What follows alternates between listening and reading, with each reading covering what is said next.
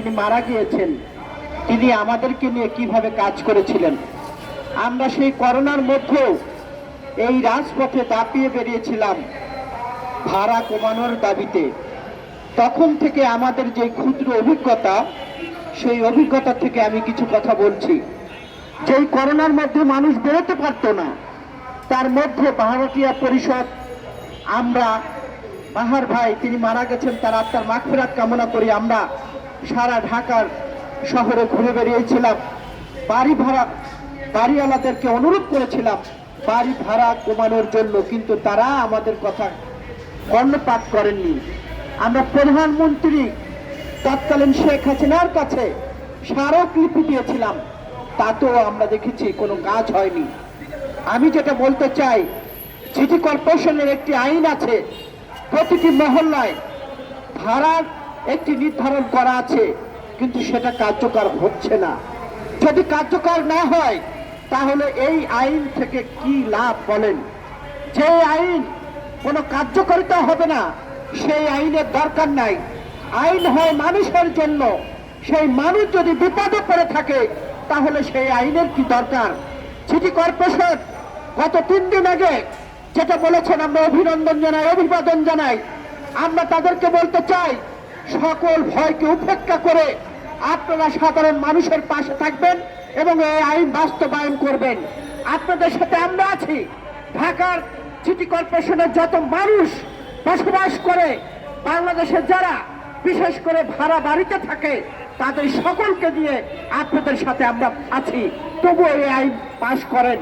এই আইন যদি হয় তাহলে এই যে খেটে খাওয়া মানুষগুলো দিনের পর দিন কষ্ট করছে, রিক্সা চালাচ্ছে, কিন্তু দিন শেষে তিনি ভাড়া দিতে যে ভালো একটা পোশাক পরতে পারেন না, তার ছেলে মেয়েকে ভালো জায়গায় লেখাপড়া করতে পারেন না, তিনি অসুস্থ হলে চিকিৎসা নিতে পারেন না।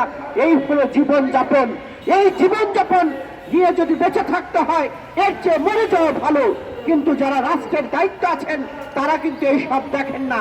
তারা কালো চশমা পরে আছেন। একটা রিক্সাওয়ালা দুঃখ কষ্ট বুঝছেন না, একটা শ্রমিকের দুঃখ কষ্ট বুঝছেন না, একজন মুচিওয়ালার দুঃখ কষ্ট বুঝছেন না, একজন বাড়াওয়ালার দুঃখ কষ্ট বুঝছেন না। তাহলে রাষ্ট্রের আপনারা দায়িত্ব থেকে কি লাভ হচ্ছে? রাষ্ট্রে যারা দায়িত্ব থাকবে তারা আগে সবচেয়ে সাধারণ মানুষ যেখানে কষ্ট থাকে তাদেরকে দেখা উচিত বলে আমরা মনে করি। কিন্তু যখনই যেই সরকার আসে তখনই সে চোখে কালো চশমা দিয়ে সে প্রভাবশালী ব্যক্তিদের সাথে থাকেন এবং তাদের জন্য আইন। যদি আমি বলতে চাই, আজকে যদি সেই রিক্সাওয়ালা অসুস্থ হয়ে টাকার অভাবে মারা যায় তাহলে ওই জীবন রেখে কি লাভ? যদি বাজারওয়ালা অসুস্থ হয়ে মারা যায়, তার চিকিৎসা হয় না, তারপর চিকিৎসা হয় না, তার ছেলের চিকিৎসা হয় না, তাহলে এই জীবন রেখে কি হবে বলেন? আমরা বলতে চাই যে বাংলাদেশে যে আইন আছে, বিশেষ করে ভাড়াটিয়াদের জন্য যারা ভাড়া বাড়িতে থাকেন, সেই আইন বাস্তবায়ন করতে হবে। যদি বাস্তবায়ন না করা হয় তাহলে আমরা বলতে চাই, এই ভারতীয় পরিষদকে বলতে চাই যে আপনারা দুর্বার আন্দোলন গড়ে তুলুন। আপনাদের পাশে আমরা আসি। সাধারণ মানুষ আছে, রিক্সাওয়ালা আছে, ভিক্ষুক আছে, শ্রমিক আছে, বাদামালা আছে, সকল শ্রেণী পেশার মানুষ আছে। কারণ আজকে যারা বাড়িওয়ালা, কয়জন বাড়িওয়ালা আজকে ভাড়াটিয়াদের টাকায় তারা আরাম আয়েশ করছেন, কিন্তু ভাড়াটিয়াদের তারা চোখ রাঙিয়ে কথা বলেন, ঠিক মতো পানি দেন না, ঠিক মতো বিদ্যুৎ দেন না। 1 মাসের ভাড়া যদি 2য় মাসে দিতে যায় তাহলে তাদেরকে ঘর থেকে বের করে দেয়। এমন অনেক নজির আছে। আমরা দেখেছি যে বাড়িওয়ালারা টাকার না দিলে সেই ভাড়াটিয়াদের সকল মালপত্র বাইরে ফেলে দেয়, তাদেরকে আহত করে। এরকম অনেক ঘটনা দেখেছি আমরা করোনা কাল থেকে দেখে আসছি। সাম্প্রতিক সময় এক জায়গায় দেখতে পেলাম যে একজন বাড়িওয়ালা, সে অসুস্থ, সে বলেছে আমি সুস্থ হয়ে হসপিটাল থেকে এসে টাকা দেবো, কিন্তু বাড়িওয়ালা সেটা মানেনি। সেই অসুস্থ ব্যক্তি সহ সকলকে বাড়ি থেকে বের করে দিয়েছে। তাই আমরা বলবো, আজকে আমার সামনে যারা সাংবাদিক ভাই বোনেরা আছেন, আপনারাও কিন্তু ভাড়া বাড়িতে থাকেন। এই যে আইন, এই আইন সোচ্চার হওয়ার জন্য, আরো বেগবান হওয়ার জন্য আমাদের ব্যাপক আন্দোলন গড়ে তুলতে হবে। আমরা যদি ওইভাবে আন্দোলন সংগ্রাম না করি তাহলে ওরা আমাদেরকে চোখ রাঙিয়ে কথা বলবে, আমাদেরকে ধমক দেবে, আমাদের বাড়ি থেকে বের করে দেবে। আজকে যে কোনো মানুষের একটা সমস্যা হতে পারে, কিন্তু তারা কোনো সমস্যা মানছেন না।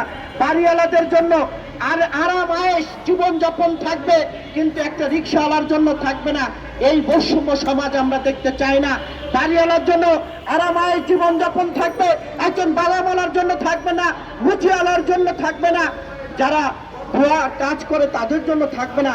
এই ধরনের বৈষম্য রাষ্ট্র এবং সমাজ ব্যবস্থাপনা ভেঙে দিতে হবে। যদি ভেঙে না দেই তাহলে এই সাধারণ মানুষের অবস্থা কি হবে একবার চিন্তা করে দেখুন। আমরা রাজনীতি করি সাধারণ মানুষের জন্য, আমরা কোনো ভোগ বিলাসের রাজনীতি করতে চাই না, আমরা ত্যাগের রাজনীতি করতে চাই।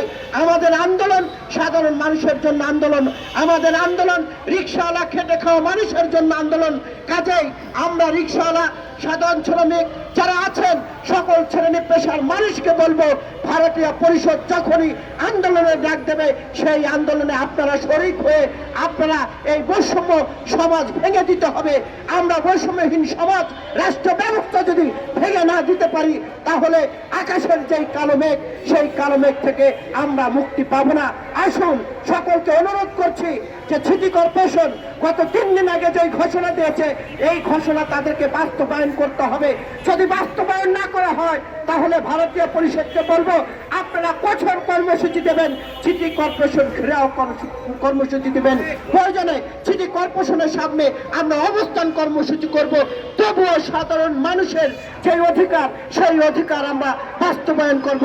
সকলকে ধন্যবাদ জানিয়ে আমি আমার কথা শেষ করছি। দেখা হবে রাজপথে, কথা হবে স্লোগানে। হয় লাশ না ইতিহাস। আল্লাহ হাফেজ। আমার আরেকটি মিটিং থাকার